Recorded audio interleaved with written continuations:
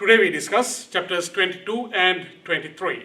Chapter 22 is one proportion z-test and chapter 23 is two proportion z-test. Which means today we are going to see how to do hypothesis tests on proportions. As always, I have posted this lecture note on Canvas, so please go ahead and download that and you can watch the video and complete the blanks. Alright, so what is a proportion? We are going to define proportion under point number 1. A proportion is a ratio between a smaller integer and a larger integer. What is an example?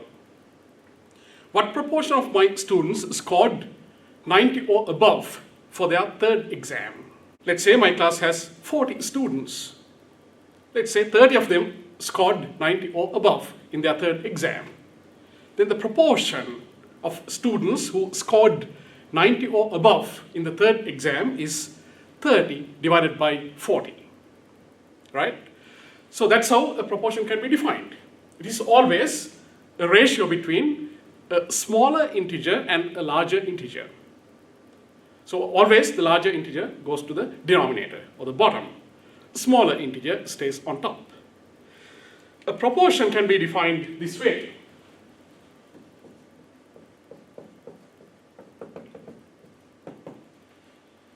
Number of successes. In the example discussed, it is the number of students who scored 90 or above. Number of successes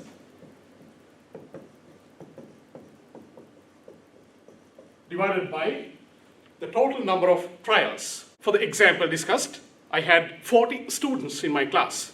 That's my total number of trials.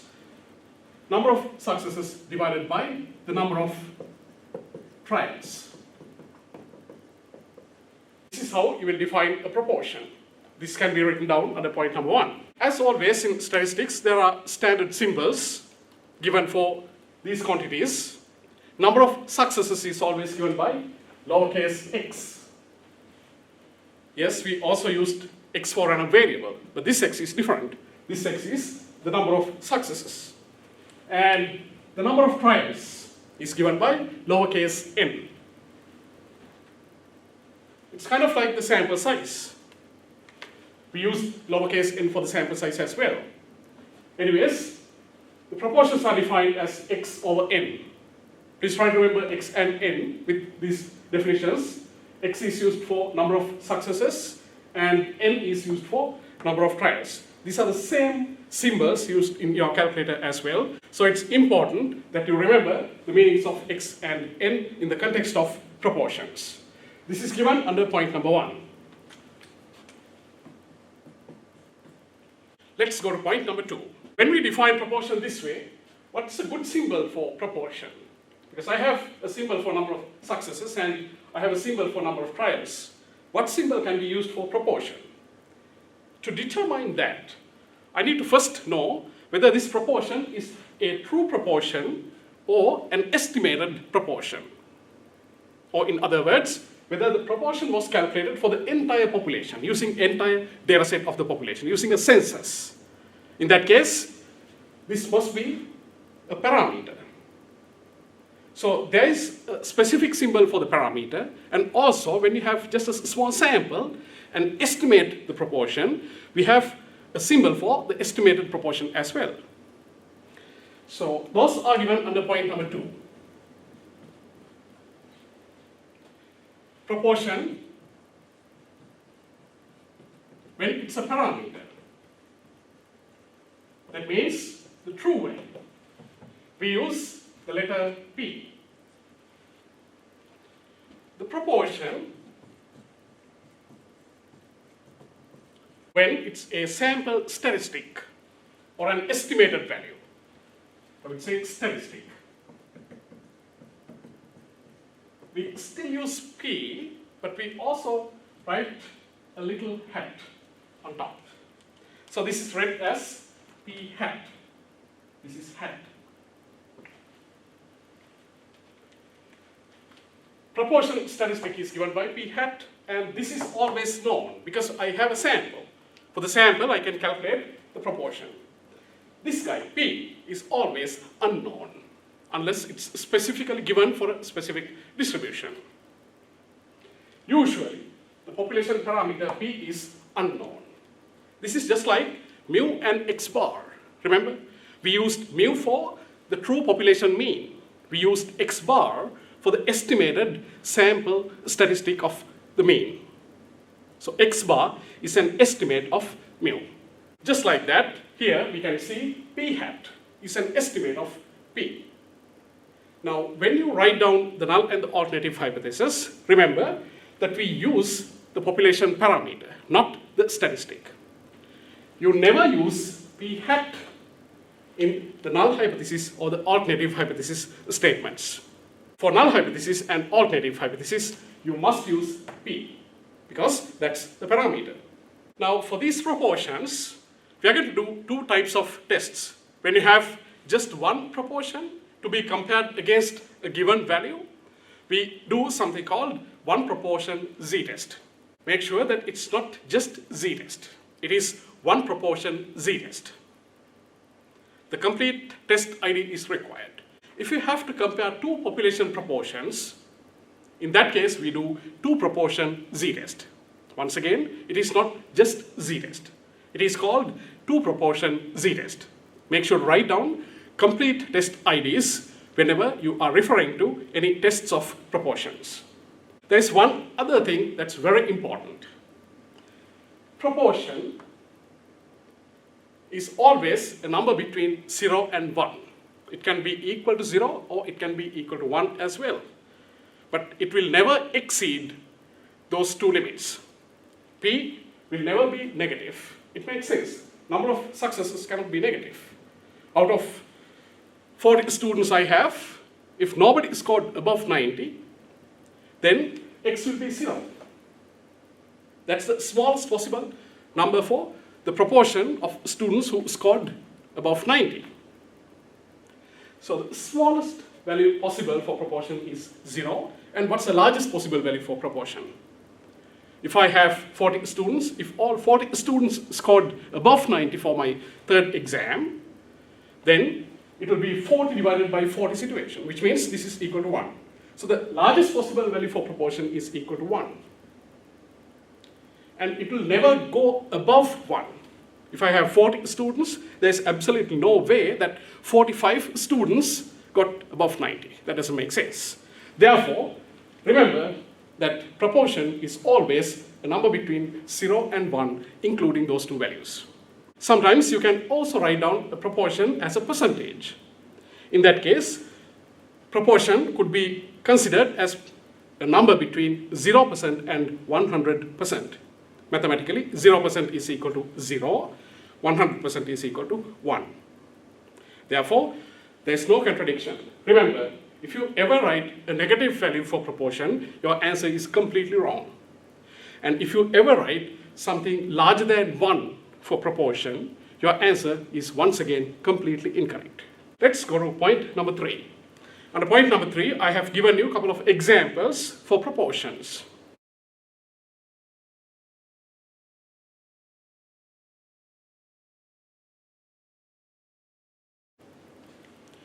Roll a die 10 times for number 6. So my objective is receiving number 6. I'm going to roll the die 10 times. Number 6 turned up 3 times. Find the estimated proportion of receiving number 6. We have number of successes, which is the number of times that number 6 is received. It is x equal to 3 for this example. The total number of trials. I rolled the die for 10 times. So n equals 10. Therefore, the estimated proportion of receiving number 6 is 3 over 10. Note that estimated proportion is given as p hat. P hat is equal to 3 over 10. And there's another example given. A sample of 37 COVID patients examined, 21 of them recovered in 10 days. Find the estimated proportion of recovery from COVID in 10 days. Once again, this is an estimate. Number of successes. In this case, the number of patients recovered in 10 days is equal to 21. That is given as x. X is equal to 21. total number of trials. For this example, it is the total number of patients. They examined 37, therefore n equals 37. Therefore, the estimated proportion of 10-day recovery, p hat, should be equal to 21 over 37. Let's go to point number 4. One proportion z-test. Number 4, we're going to discuss the details of one proportion z-test.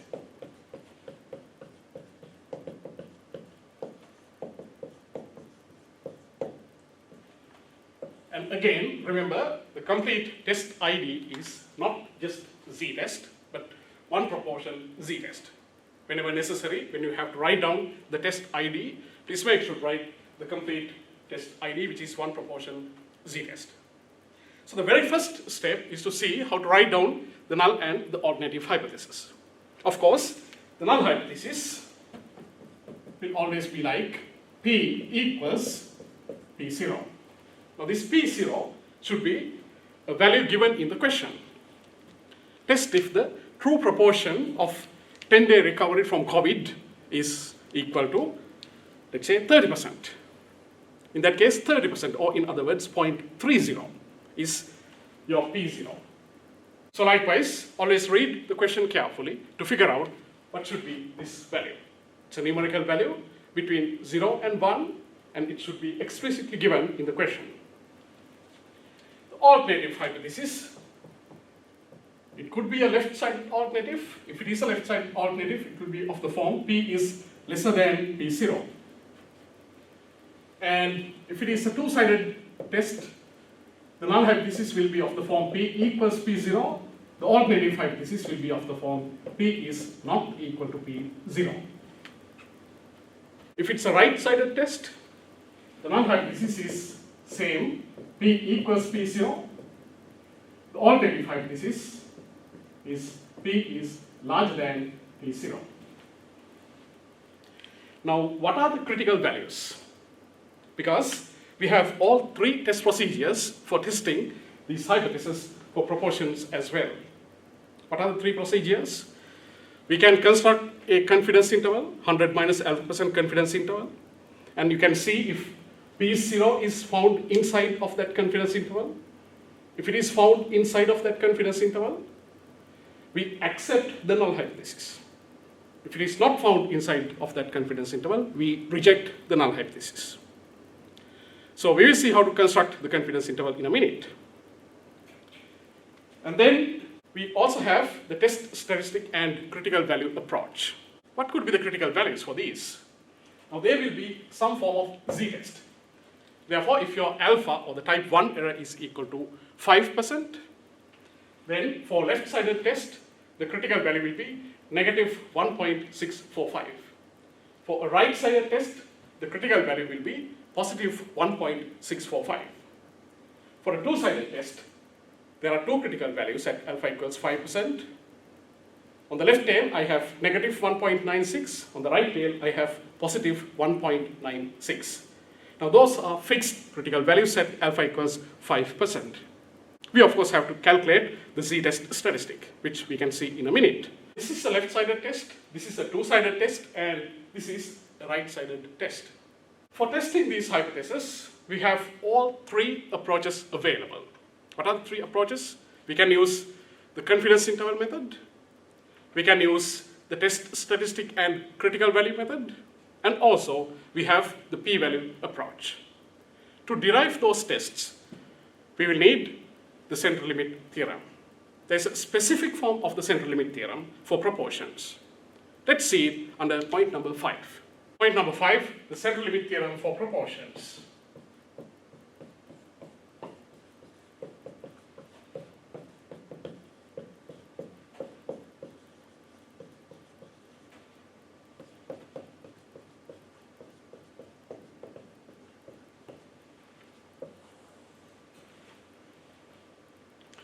We will let P be the true proportion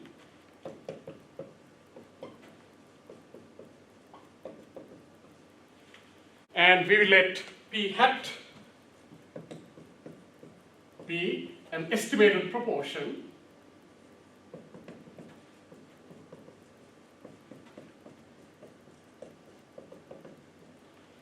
using a sample of size n.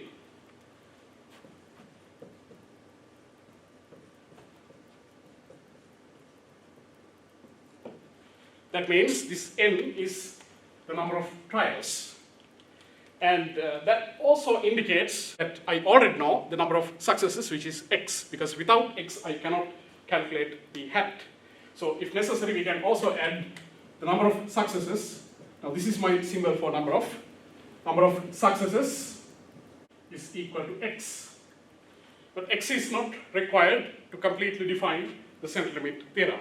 What I need is the total number of trials and the estimated p hat. Of course, if I know p hat and n, if necessary, x can be found, because we know p hat is equal to x over n.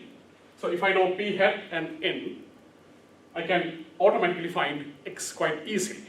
That's the reason why we do not specify the number of successes in the central limit theorem for proportions. So if you simply ignore this part, that's completely alright for the central limit theorem. I have not yet written down the complete central limit theorem. The central limit theorem says that p hat, the estimated proportion, should essentially follow a normal distribution. Now, original p could be from any distribution. It could be from Bernoulli distribution or binomial distribution or any other distribution. However, p hat should follow a normal distribution with a mean of this p, the same parameter proportion, and then variance is given by p times 1 minus p all over n. Can this be proved? Well, it can be proved, but it requires advanced statistics. So at introstat level, we do not prove this equation. Let's go to point number 6.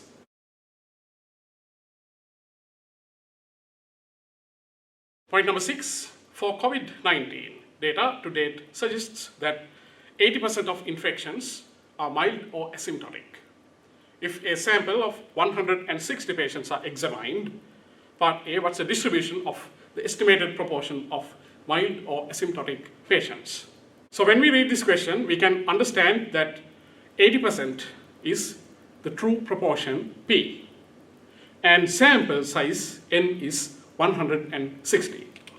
So we have P equals 80%, which is also equal to 0.8, and n equals 160. Part A, write the distribution of the estimated proportion of mild or asymptotic patients. We know p hat should be normally distributed with a mean of p and a variance of p times 1 minus p all over n. P is equal to 80%, or in other words 0.8. Therefore, p hat should be normally distributed with a mean of 0.8 and a variance of, we have to calculate this, 0.8 times 1 minus 0.8 all over 160. That's the variance. So if you do this calculation, you get 0.8 times 0.2 all over 160, which is 0.001. This is the variance. Let's go to part B. What's the average of the estimated proportion of mild or asymptotic patients? The average is 0.8. So part B is very straightforward.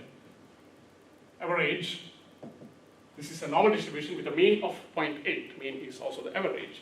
So average is 0.8, or you can keep it as 80%. Whether you should convert the answer into percentage is totally up to you. Both answers will be accepted, decimal as well as percentage. Part C, what's the standard deviation of the estimated proportion of mild or asymptotic patients? We know this is the variance. What I need is the standard deviation.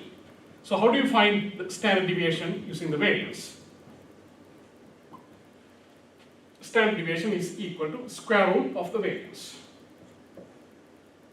So you can find this value using the calculator and obtain the answer. I got 0.0316. So remember that This is your mu, and this is your sigma. Let's go to part D. What's the probability that the estimated proportion of mild or asymptomatic patients be greater than 0.75? That means I need the probability that the estimated proportion p hat, this guy, is greater than 0.75. How do we find that? I know the distribution of p hat. Here's the distribution. So distribution of p hat is a normal distribution. Mean is equal to 0.8. So this midpoint should be 0.8 because mean and median are equal to each other in the normal distribution. 0.75 is slightly to the left of that point, somewhere here.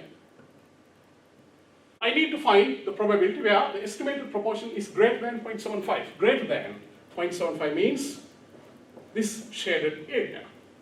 How do you find it? We have to go to distributions. Lower limit will be 0.75. Upper limit is something large, like 100 million. And your mu is equal to 0.8. Standard deviation is the value calculated here, which is 0.0316. Let's go to the calculator. We need to go to distributions, second variables, that's where we have distributions, and what's the distribution we should select? We should select number 2 normal CDF because p hat follows a normal distribution. Select number 2 normal CDF, hit enter, the lower limit. Lower limit is 0.75. Upper limit is something positive and large. Mu is equal to 0.8. What is sigma? Sigma is the square root of 0.001. We found it as 0.0316. You may enter it as 0.0316, or if you don't like to do that simplification, you may enter the value of sigma as square root of 0.001 as well. How do you enter square root? Second, and then x squared symbol. That's where you have square root, and then you can enter 0.001. Make sure that you close the parentheses right there. And again, if you do not like to enter it this way, you can simply enter the previously calculated square root, which is 0.0316. Select paste, hit enter, and hit enter again. The required probability is 0.9431. Let's go to point number 7. We already saw how to write down the null and alternative hypothesis for a test on a single proportion. We already saw that the tests could be left-sided, two-sided, or right-sided. We have already seen 3 methods for testing such hypothesis. We have the confidence interval method, we have the test statistic and critical value method, and also we have the p-value method. So all 3 methods can be discussed for a test of single proportion. So in general, these procedures are called one proportion z-test. Under point number 7, we are going to see how to construct a 100 minus alpha % confidence interval for the true population proportion P.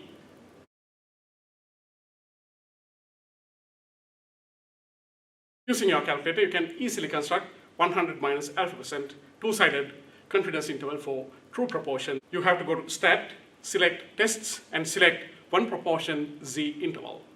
100 minus alpha % Z confidence interval for true proportion P. Here's the equation for that. You need P hat. The lower limit will be P hat minus Z half alpha square root P hat times 1 minus P hat all over N. The upper limit is P hat plus Z half alpha times square root P hat times 1 minus P hat all over N. So we can straight away use this one if I have to do a two-sided test. Now if I have to do a single-sided test, that means if I need a lower confidence interval or an upper confidence interval, what should I do? I have to construct, instead of 100 minus alpha, a confidence interval whose confidence level is 100 minus 2 alpha. And then, if I need a lower confidence interval, I can replace the lower limit with negative infinity. If I need 100 minus alpha percent upper confidence interval, I can replace the upper limit with positive infinity, because the calculator will always construct only a two-sided confidence interval. So remember that approach. Of course, theoretically, this equation should suffice, because if I need a 95% two-sided confidence interval for true proportion P, you can simply use your calculator and construct, use full 0.95 confidence level and construct the two-sided confidence interval. If I need a 95% lower or 95% upper, then what?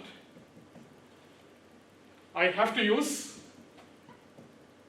0.90 as the confidence level. That's because 95% corresponds to 5% of alpha. 2 alpha is 10%. 100 minus 2 alpha will be, therefore, 100 minus 10, which is equal to 90%. So I will construct a two-sided 90% confidence interval, and then for the 95% lower confidence interval, I replace lower limit of that 90% confidence interval with negative infinity. I should get the 95% lower confidence interval.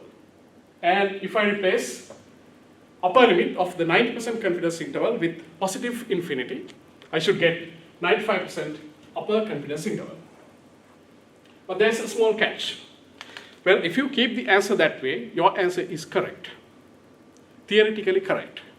But on the other hand, practically, we said the proportion is a number between 0 and 1 only. Therefore, a 95% lower confidence interval must have a lower limit of 0 rather than negative infinity. So construct 90% two-sided confidence interval for proportion using your calculator. So more accurate answer for 95% lower confidence interval is when that lower limit of the 90% confidence interval for proportion is replaced with 0. Similarly, for 95% upper confidence interval, practically it makes more sense to replace the upper limit of 90% confidence interval with 1 rather than positive infinity. So how do you test using the confidence interval? We know the null hypothesis is always written as P equals P0. Simply, you have to see if this P0 value, which is the value given in the question, is inside of the confidence interval. If it is found inside of the confidence interval, we accept the null hypothesis. If it is not found inside of the confidence interval, you reject the null hypothesis. Make sure to interpret only the fate of the alternative hypothesis. So the interpretation could be, we have statistical evidence to support the statement in alternative hypothesis, or we have no statistical evidence to support the statement in the alternative hypothesis. Interpretation is always only about the alternative hypothesis. Please remember that. Let's go to point number 9. For one proportion z-test, the second approach can also be discussed, which is the test statistic and critical value approach. We know the null hypothesis is always written as H0, P equals P0, where P0 is a given value in the question. The test statistic is derived using P hat and P0. So here's the test statistic, Z test, it's a Z test, therefore the test statistic should be a Z test statistic. The numerator is P hat minus P0. The denominator is square root P hat times 1 minus P hat all over n. You do not have to remember this equation because your calculator has a function. What are the critical values? Are the critical values fixed or variable?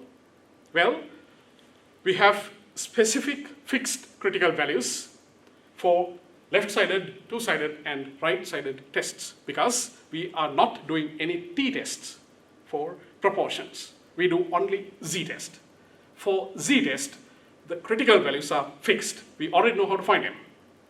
For a left-sided alternative, the critical value is negative 1.65. For a right-sided alternative, the critical value is positive 1.65. For two-sided alternative, we have two critical values, negative 1.96 and positive 1.96. For a left-sided test, the rejection region is from negative infinity up to negative 1.65. For a right-sided alternative, the rejection region is from positive 1.65 to positive infinity. For a two-sided test, we have two rejection regions. They are from negative infinity up to negative 1.96 and from positive 1.96 to positive infinity. If your test statistic is going to land on the rejection region, we reject the null hypothesis. That means our data support the statement given under alternative hypothesis. If your test statistic is not going to land on the rejection region, then we say we accept the null hypothesis. In that case, interpretation will be we have no statistical evidence to support the statement written under alternative hypothesis. You cannot simply write the statement written under alternative hypothesis. You have to write it in the context of the problem given. And then we also have the p-value approach. So how do you find the p-value for a proportion? You first need the calculated test statistic. And we know that this test statistic is a z-test statistic, which means this must have a distribution which is normal with mean of 0 and variance of 1. Z is the standard normal distribution. So, for a right-sided test, the p-value is area to the right from the test statistic on the standard normal distribution. For a left-sided test, the p-value is the area to the left from the test statistic on the standard normal distribution. For a two-sided test, the p-value is area to the right from the positive test statistic plus area to the left from the negative test statistic of the standard normal distribution. Well, of course, when you find the p-value for a two-sided alternative, you can simply find one of those two areas. Let's say your calculated test statistic is positive. In that case, I will simply find area to the right from that positive test statistic, but that's only a half of the p-value. So that has to be multiplied by 2 in order to obtain the full p-value. So what's a p-value test procedure? If your p-value is lesser than alpha, in this class, alpha is always equal to 5%. So if your p-value is lesser than 5%, or in other words, 0.05, we reject the null hypothesis. No matter whether your test is left-sided, two-sided, or right-sided, if your p-value is lesser than alpha, always we reject the null hypothesis. So those are the 3 test procedures available for one proportion z-test. So all 3 test procedures should provide you exact same conclusion. Let's do an example. Please go ahead and read the problem given under point number 11 and see if you can answer.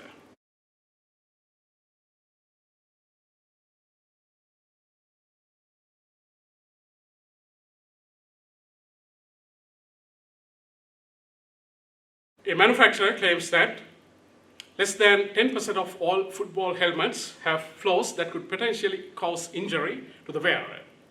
A sample of 200 helmets revealed that 16 helmets contain such defects. We need to test if the claim is true based on the sample findings. So what's the claim? Claim is the true proportion is lesser than 10%. We write down that claim under the alternative hypothesis. So that 10% or 0.10 is that our P0 value. Part A, write down the null and the alternative hypothesis to be tested. Define all terms used. So I will let P be the true proportion of helmets causing injury to the wearer. And I have to compare it against 10%. So the null hypothesis can be written this way. H0, P is equal to 10%, which is P equals 0.10. Versus the alternative hypothesis, the claim says this proportion is lesser than 10%, and that term is underlined. So P is lesser than 0.10 should be the alternative. Part B, what's the appropriate statistical test? Explain. We know this is a test of proportion. Therefore, the appropriate test procedure should be, don't write just z-test. You have to write the complete test ID, which is one proportion z-test. The reason is because this is a test on proportion.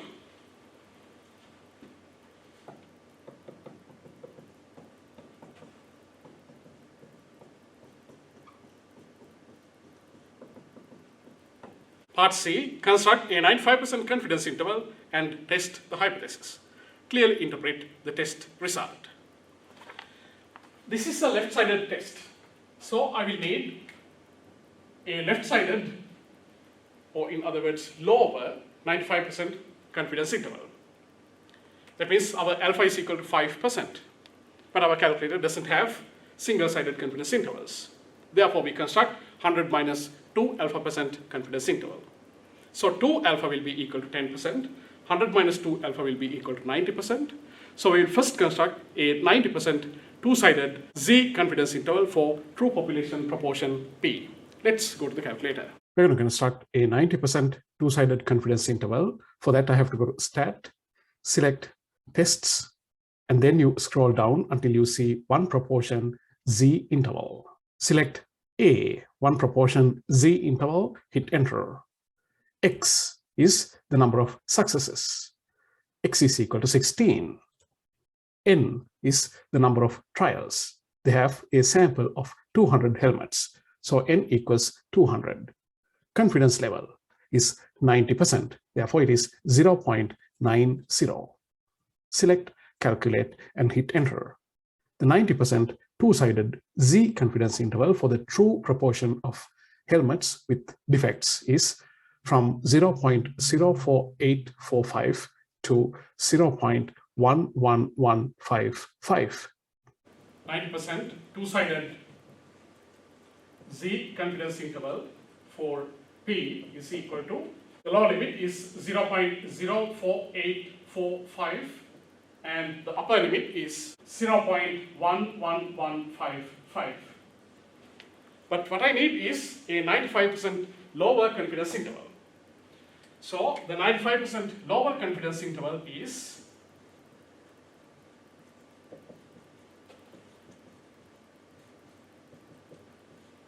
theoretically, I can replace this lower limit with negative infinity.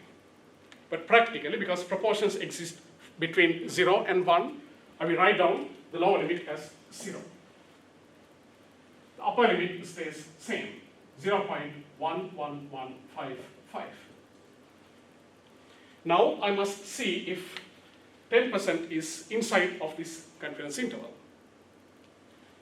Of course, the confidence interval has a lower limit of 0 and an upper limit of 11.1%. Therefore, 10% is found inside of this confidence interval. Therefore, I would say 0.10 is found inside the confidence interval. Therefore, we have to accept the null hypothesis.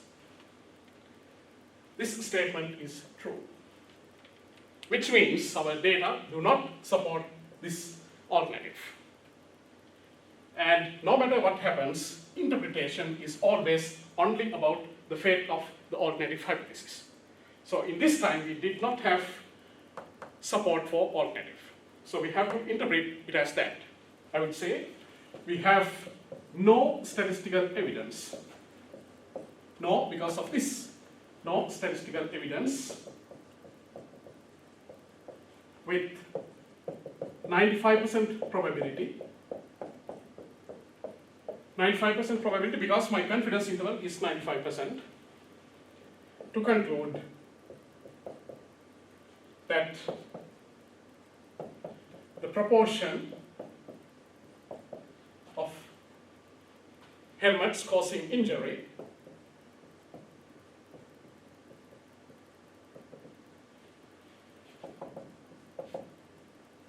is lesser than 10%.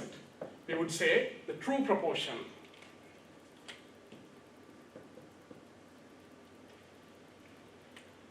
That means the manufacturer's claim is incorrect for this situation. What if our data rejected this null hypothesis? If this null hypothesis was rejected, that means our data support the alternative hypothesis. If our data support the alternative hypothesis, how should you write down this interpretation? It will be exact same thing without this term no. Because we said we always interpret only the alternative hypothesis. The alternative hypothesis says the true proportion of helmets causing injury is lesser than 10%. So that part will always be there. Whether we have evidence or whether we do not have evidence is what indicates the fate of this alternative hypothesis. Let's go to part D. In part D, I need to test using the test statistic and the critical value approach. So what's the critical value for this test? The critical value is negative 1.65 because this is a left-sided test. Therefore, the rejection region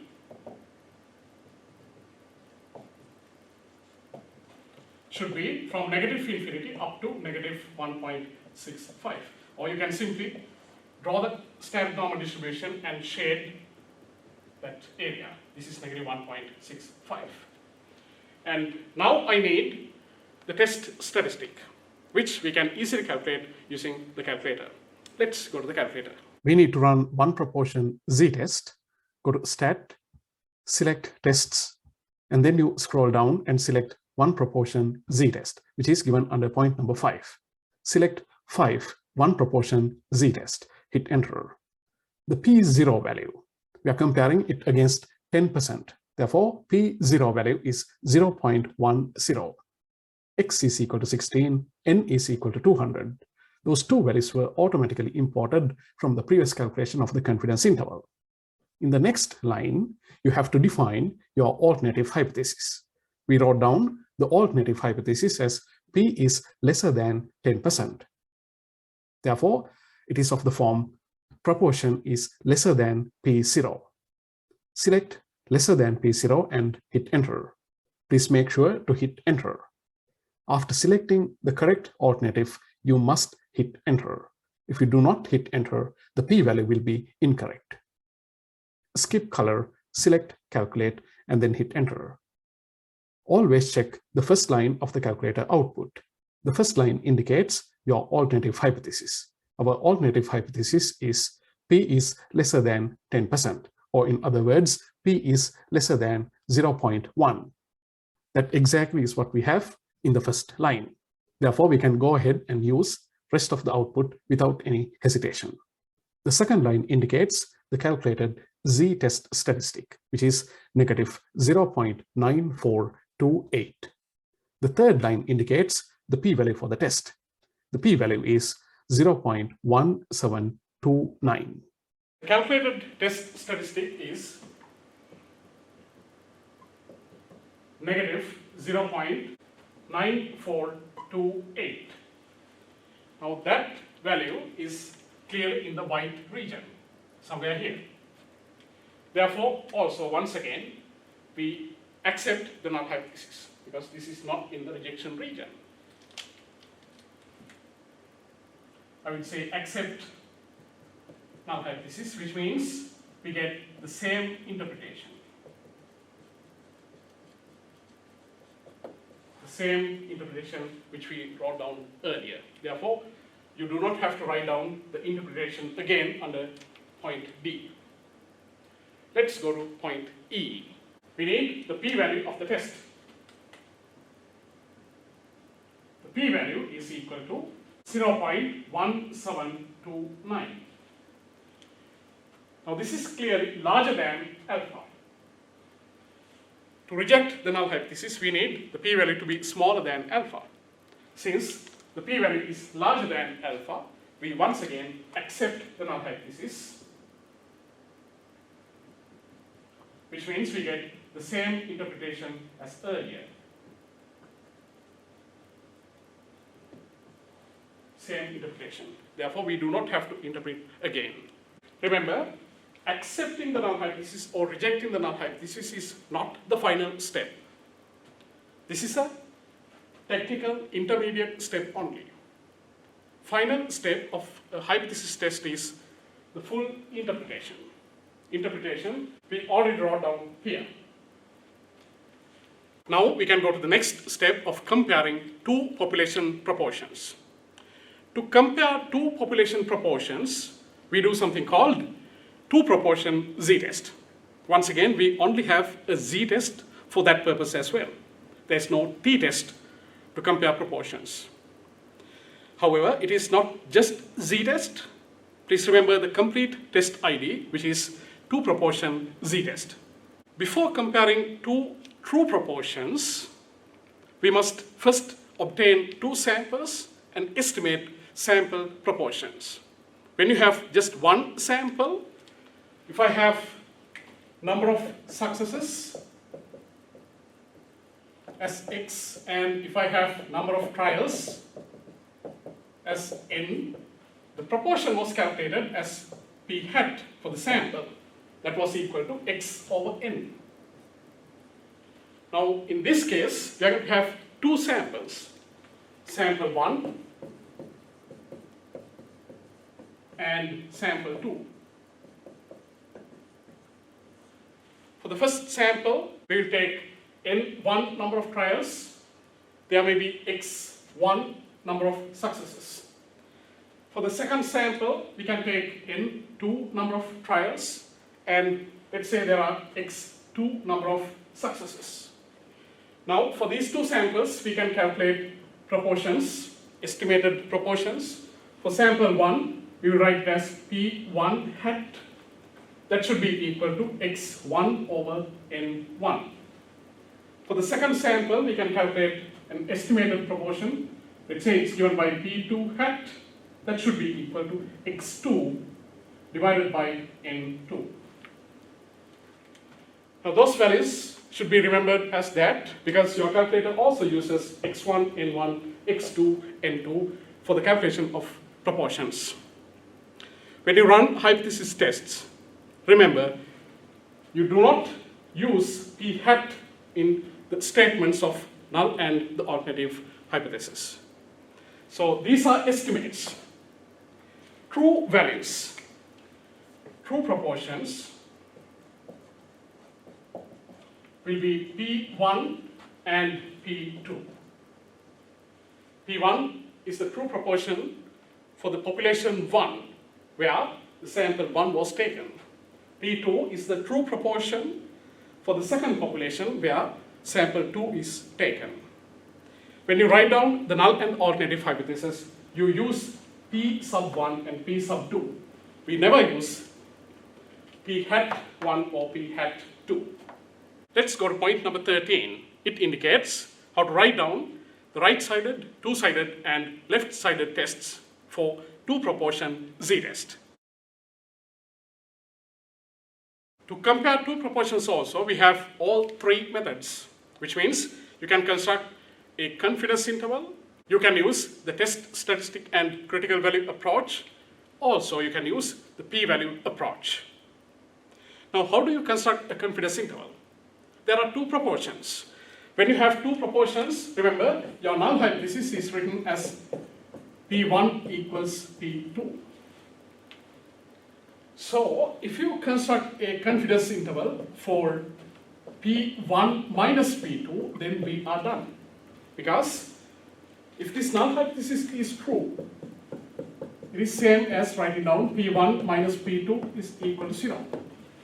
When I have a confidence interval for P1 minus P2, I can see if 0 is inside of that confidence interval. If 0 is found inside of that confidence interval, we can say that the null hypothesis is accepted. If 0 is not found inside of that confidence interval, we say null hypothesis is rejected. And then we can interpret the alternative accordingly. So what are the equations for constructing the confidence intervals? Here are these equations.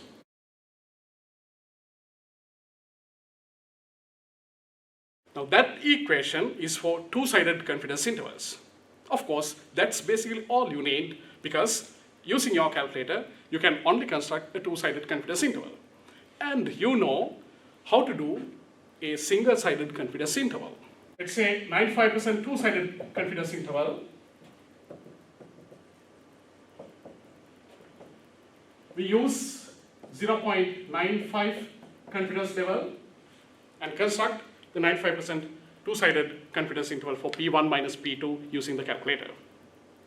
If I need a 95% single-sided confidence interval, that means if I need 95% lower or 95% upper, first step is to do a 9% two-sided. Let's say the 9% two-sided confidence interval for P1 minus P2 is given by some lower limit L and some upper limit U. So how would you obtain 95% lower?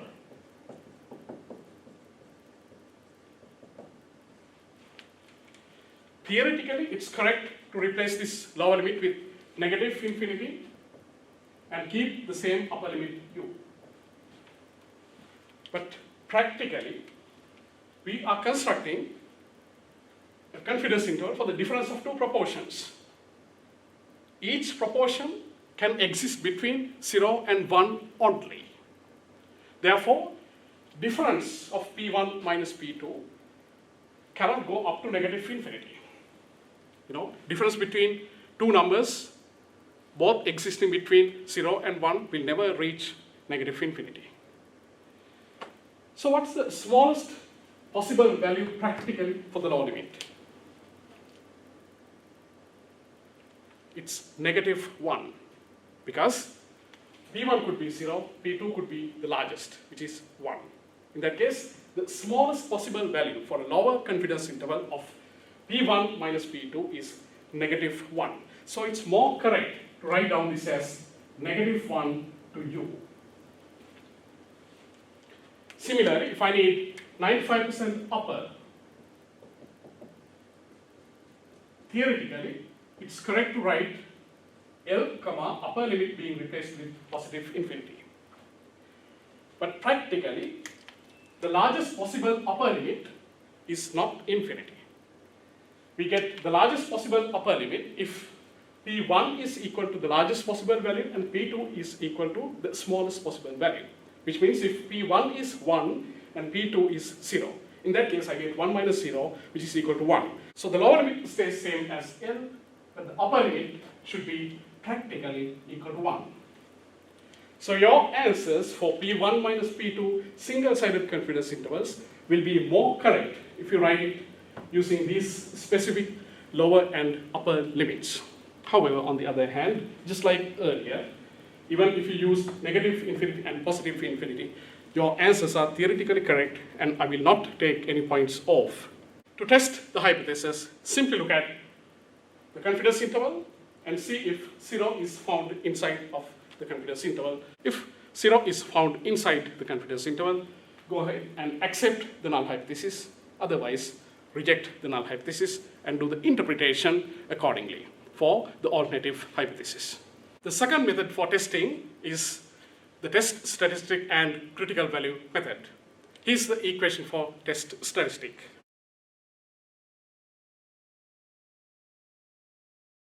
You do not have to remember that equation either, because you have the calculator and there's an inbuilt function. So you can calculate the test statistic using that equation.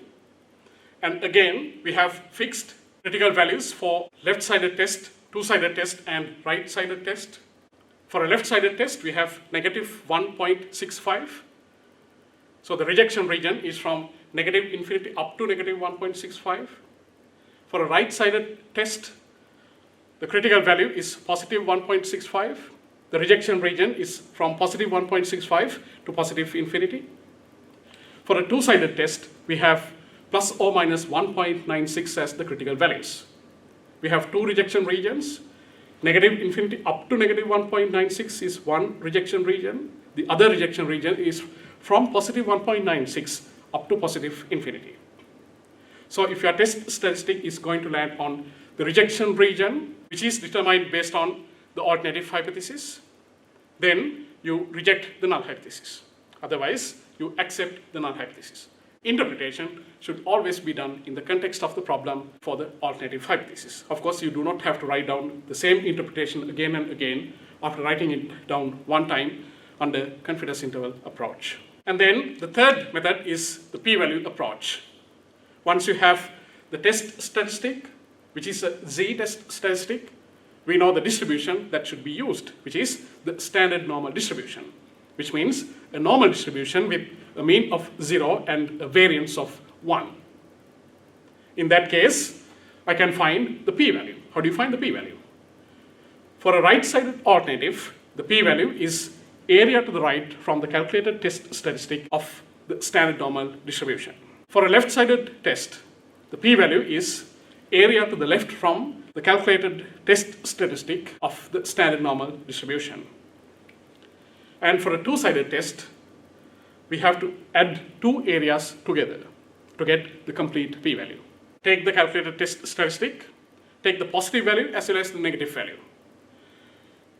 Complete p-value for a two-sided test is area to the right from the positive test statistic plus area to the left from the negative test statistic of the standard normal distribution.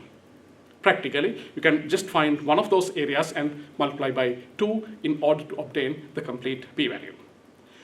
The p-value test procedure stays the same. No matter whether you are testing left-sided, two-sided, or right-sided, if your p-value is lesser than alpha, which is 0.05, we reject our null hypothesis. The p-value will also be given automatically with the two proportion z-test function of your calculator. Let's go to point number 18.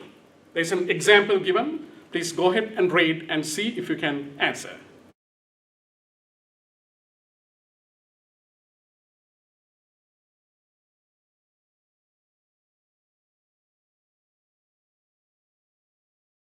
Two different types of injection molding machines are used to form plastic parts.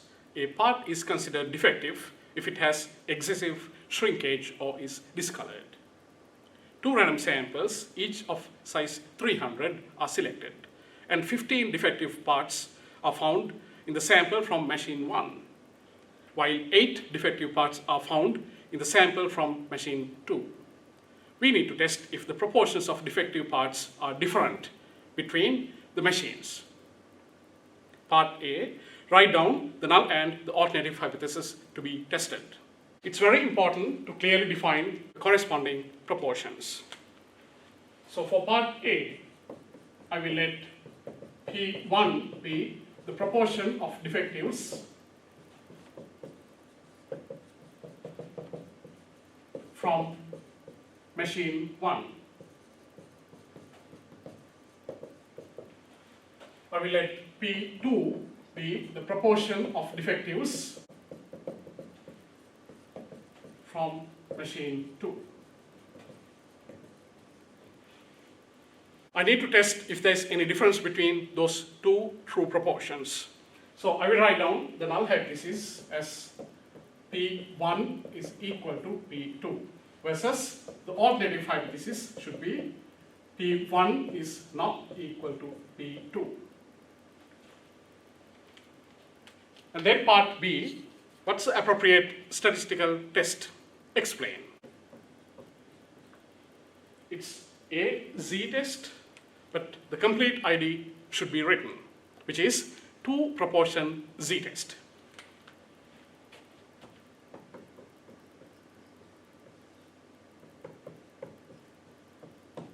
The reason, there are 2 proportions to be compared.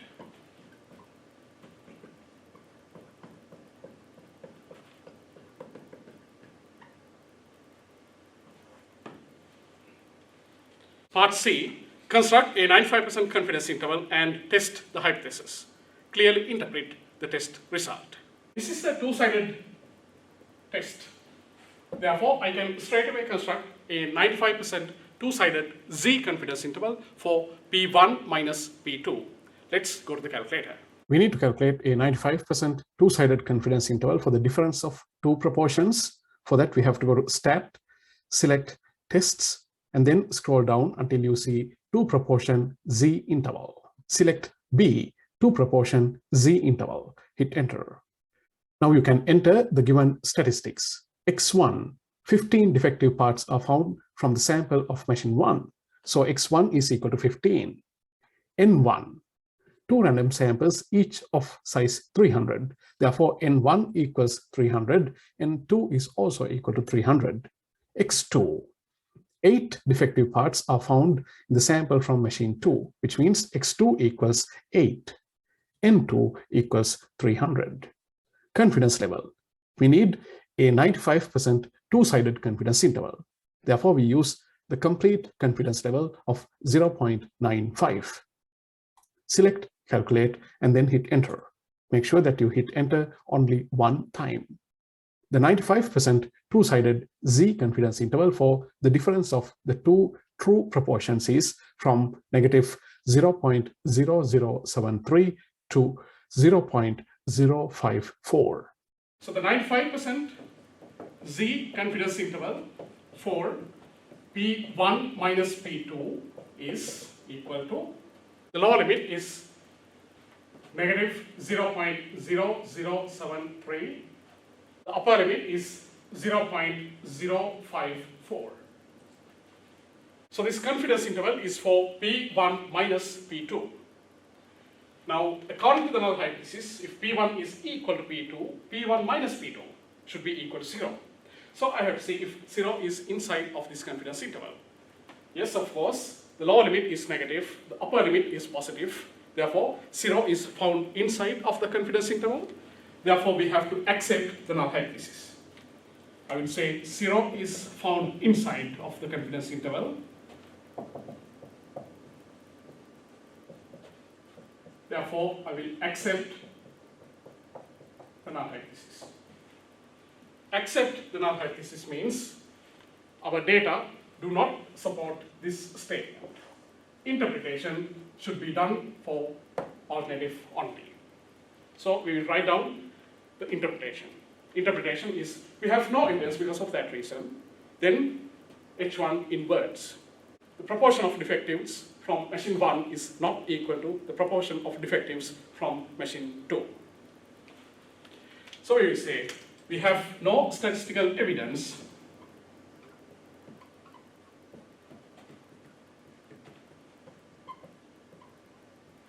with 95% probability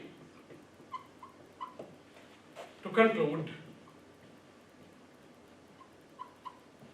that the true proportion of defectives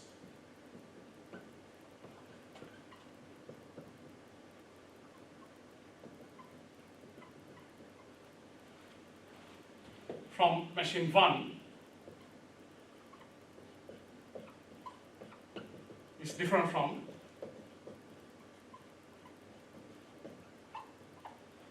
the true proportion of defectives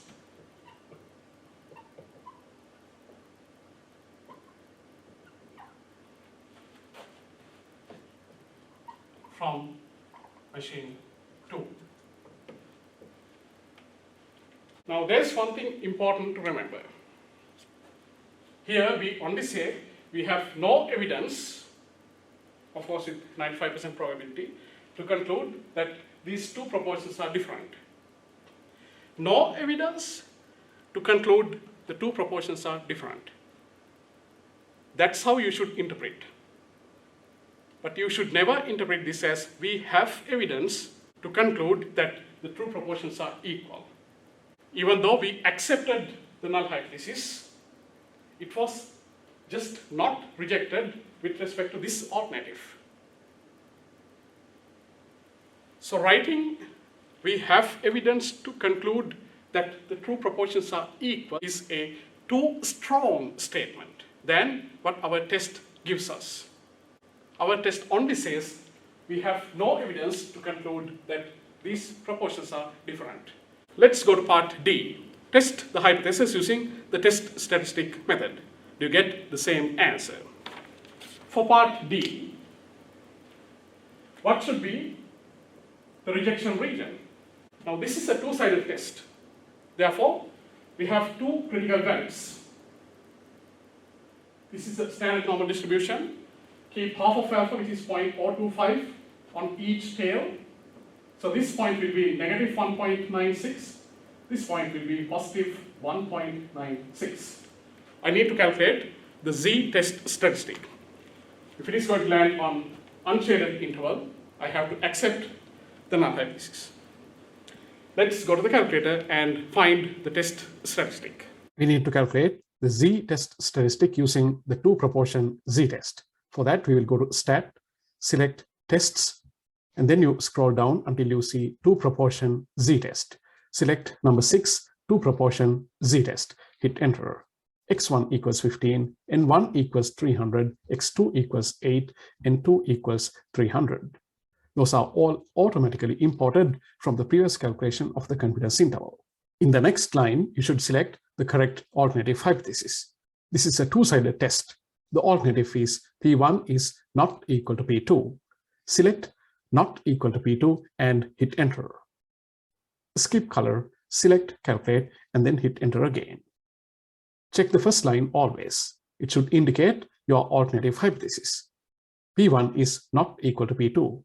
That's what we are testing. Therefore, we can go ahead and use the rest of the output.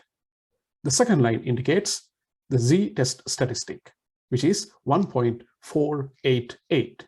The third line indicates the p-value for the test, which is 0.1366. The z-test statistic is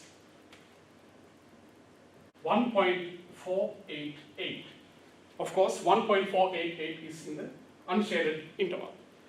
Therefore, again, we have to accept the null hypothesis. That means we get the same interpretation, which is this statement. You do not have to write it again because we get the same interpretation. And then we can go to part E. What's the p-value for the test? Test the hypothesis using the p-value, you get the same answer. The p-value for this test is 0.1366. Clearly, this is larger than alpha. Since this is larger than alpha, we accept the null hypothesis. That means we get the same interpretation. Same interpretation here. Of course, all three methods should confirm the conclusion. All right, that's it about one proportion z-test and two proportion z-test. Thank you.